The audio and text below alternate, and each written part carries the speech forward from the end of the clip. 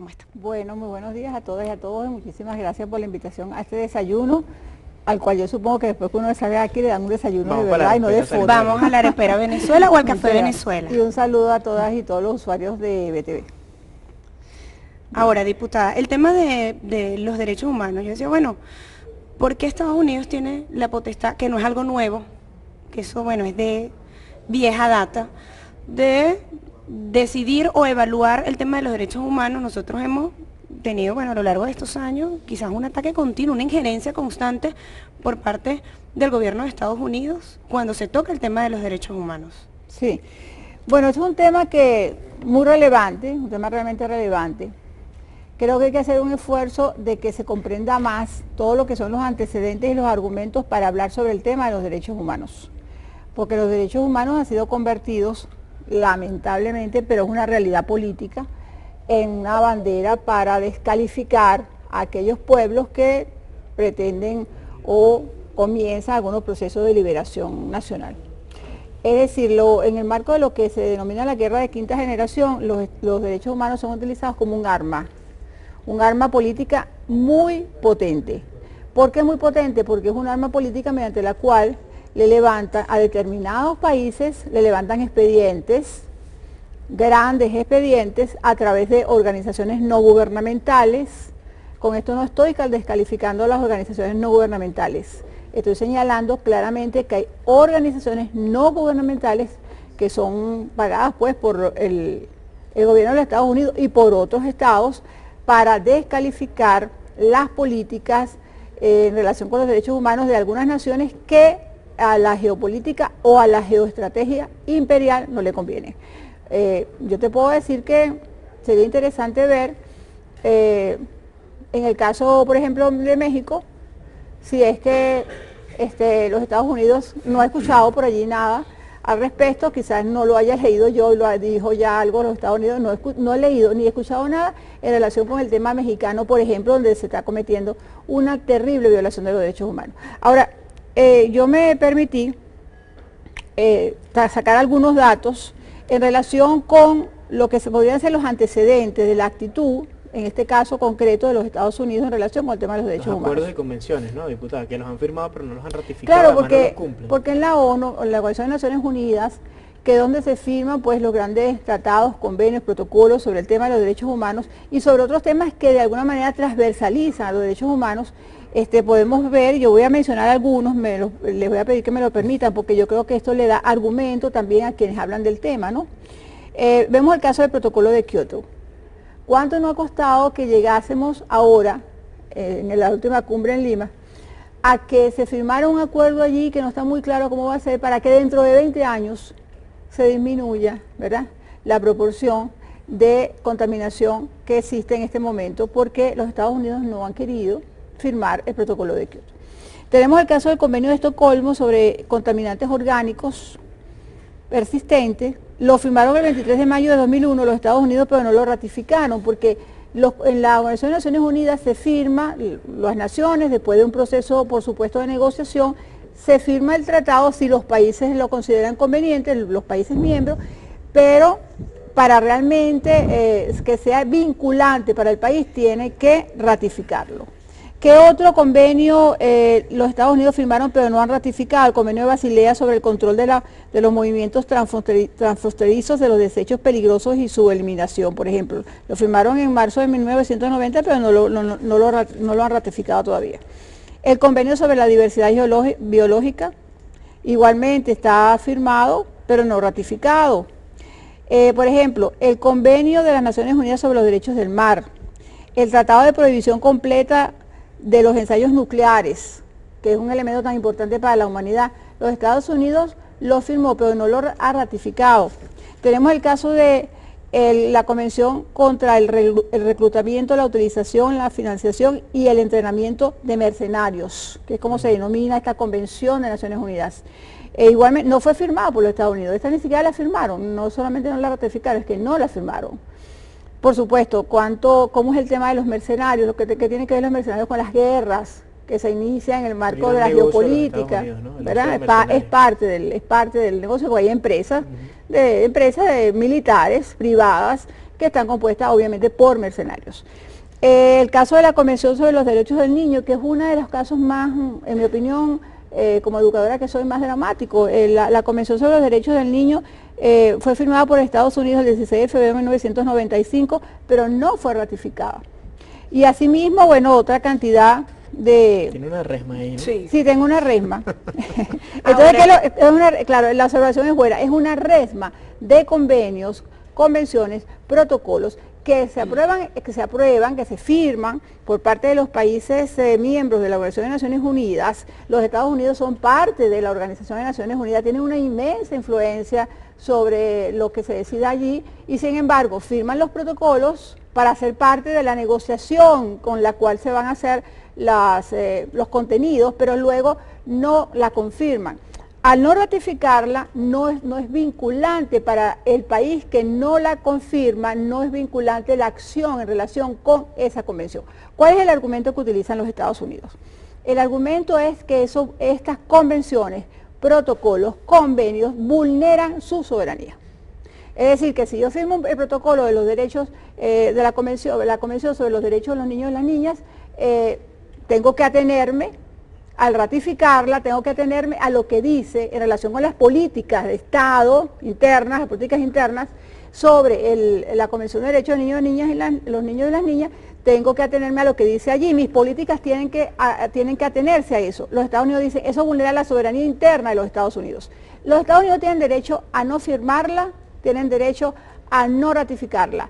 A lo que no pueden tener derecho, pues entonces entramos en el tema ético, es que yo no firmo, yo no confirmo, yo no ratifico porque vulnera mi soberanía, pero a todos los demás países del mundo, baste que no la firme, baste que no la ratifique para que los Estados Unidos le monte un expediente, porque entonces no defiende los derechos de los niños, de las niñas, de las mujeres, de cualquier elemento que tenga que ver con estos temas, ¿no? Entonces allí hay un doble rasero, que es, en mi opinión es el tema de fondo. Ahora, ¿esto tiene algún impacto internacional? Esas evaluaciones que se hacen desde Estados Unidos, ese seguimiento, en este caso el tema de Venezuela, que usted lo señala, ocurre con Venezuela, pero no ocurre con México, por ejemplo. Es decir, ¿hasta qué punto esto tiene un impacto en la política internacional? Bueno, el impacto es contundente, de hecho, por eso señalaba en un principio que el tema de los derechos humanos es utilizado como un arma, como un instrumento político para descalificar a naciones que tengan algún proceso de liberación, porque tiene un inmenso impacto internacional. Veamos el caso de los derechos de los niños y las niñas. Si en Venezuela algunas organizaciones no gubernamentales aliadas de los Estados Unidos han llevado a la ONU informes donde dicen que se vulneran los derechos de los niños y las niñas en Venezuela, cuando Venezuela firmó y ratificó el convenio sobre derechos de niños y niñas. Y sin embargo, mandadas por los Estados Unidos, van allá a la ONU a señalar que aquí se violan los derechos de los Estados Unidos. Ahora, y los Estados Unidos no la firmaron. Si los comparamos, porque o sea, la doble moral, la falta de ética, pero por ejemplo el canciller decía, bueno, es el momento de decirle a Estados Unidos ya basta, ¿no? Pero a la gente que nos ve en su casa a esta hora y que ve que, bueno, aquí te para un policía y te medio empuja, y yo he escuchado gente en la calle diciendo, bueno, me estás violando los derechos humanos. O sea, es un tema que todo el mundo se apropió de él a la ligera, ¿no? Creo yo a lo liviano del tema. Si comparamos esa resma, como decimos, de cosas que Estados Unidos no ratifica, no reconoce, no le da la gana de firmar, y Venezuela, interna, claro, sí, soberana, y Venezuela, si lo comparamos, es decir, ¿qué tantas cosas hemos firmado nosotros, defendemos nosotros y protegemos como Estado? Para que la gente se haga la idea. Bueno, nosotros hemos firmado y ratificado todos esos convenios. Toda la resma completa. La resma completa.